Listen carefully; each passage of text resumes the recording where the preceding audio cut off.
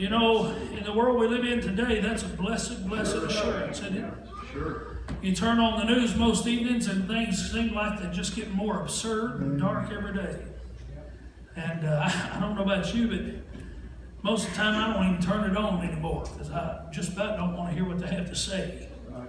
But I have some good news for you.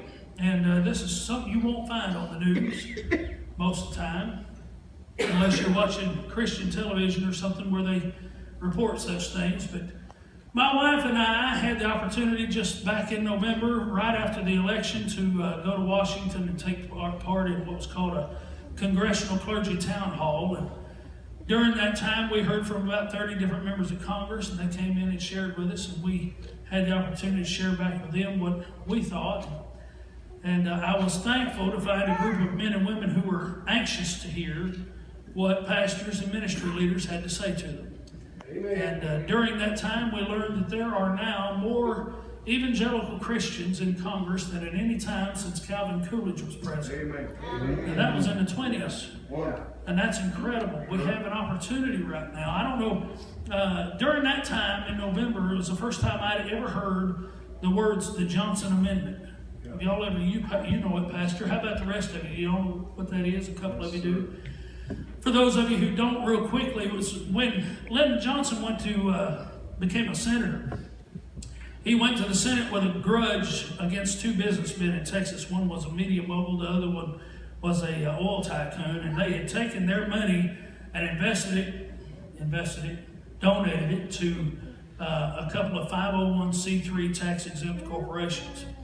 And those 501c3s then took the money and turned it around into advertising against his campaign for Senate. And so he went to Congress with a grudge on his, or a chip on his shoulder, and a grudge against those men, and passed an amendment to a funding bill that, without any kind of yeas and nays, just a voice vote on the amendment, it was passed into law. And that amendment basically made it impossible, legally impossible, for any representative of a 501c3 to stand in front of a group of people or in any other way endorse a candidate or political subject. But what that means is that your pastor cannot legally stand in the pulpit and endorse a candidate for office or tell you to vote against a certain thing that's going to be on the ballot. And so it took away the First Amendment free speech rights of pastors and people who work in churches, because most churches are organized under that 501c3. So we heard about that for the first time during that meeting. And then later on, maybe 2 weeks later, we heard the then President-elect Trump make the statement, we need to do away with this Johnson Amendment. And I thought, boy, that's interesting. That got up the chain pretty quick, you know.